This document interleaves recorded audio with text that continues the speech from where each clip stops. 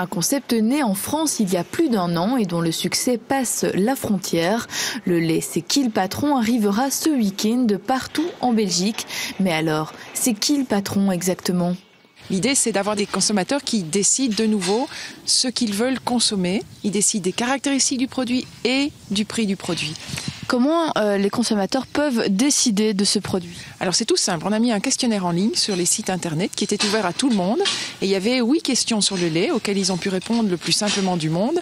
Chaque fois qu'ils répondaient à une question, qu'ils choisissaient un critère pour une caractéristique pour le lait, le prix variait. Donc ils étaient tout à fait conscients que la qualité augmentant, le prix augmentait. Au total, ce n'est pas moins de 5300 consommateurs belges qui ont répondu à ce questionnaire. Parmi les critères retenus, des vaches en pâturage, minimum 4 mois par an, une alimentation de qualité qui favorise la présence d'oméga 3 dans le lait, un fourrage local sans OGM et un prix équitable pour le producteur. Justement, à combien sont rémunérés les producteurs ? Ils sont rémunérés 38 cents. Et le cours moyen, le cours du mondial du lait au mois de janvier est descendu à 29 centimes. Donc on paye 38 centimes et on paye 38 centimes de façon stable à long terme. Et ces producteurs belges proviennent essentiellement du sillon de l'Entre-Sambre-et-Meuse.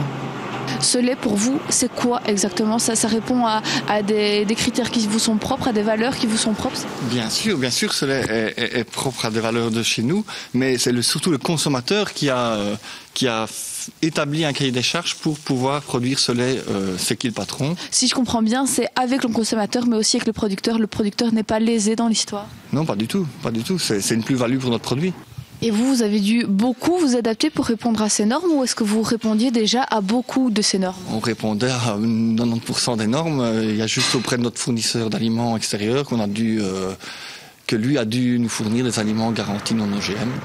Un lait belge donc qui lui-même est récolté par une entreprise belge originaire de Chimay. Actuellement, en Coferme, c'est 180 producteurs, 60 sont rentrés dans le cahier des charges, c'est qui le patron, 120 donc sont en train soit d'essayer d'y rentrer, soit ont définitivement choisi ou ne peuvent pas y rentrer. Donc ce lait qui a été sélectionné au départ est collecté séparément, livré à l'usine pour être embouteillé.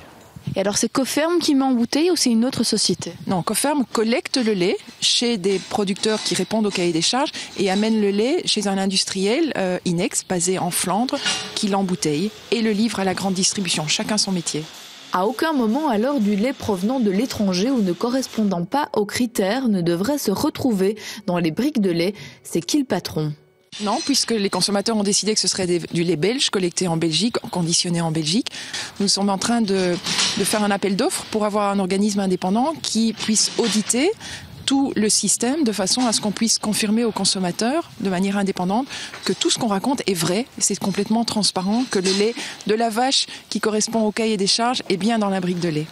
Voilà donc un produit bien de chez nous, équitable et de qualité. Il ne reste plus qu'à espérer que sur ce marché déjà bien saturé, la marque du patron puisse se faire une place.